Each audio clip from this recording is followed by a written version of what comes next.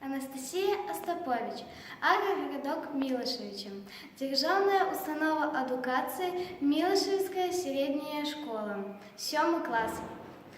Якуб Колос, ручей.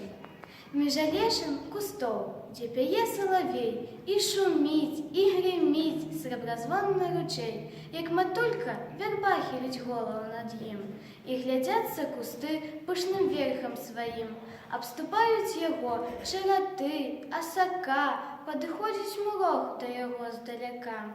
Часом зорка вночі на його кине зрок, і хмуринка не раз зазирні у ручайок, і схиляє трава, над им пасми брижи, а ён, жевжик пестун, гучним смехом дрижить.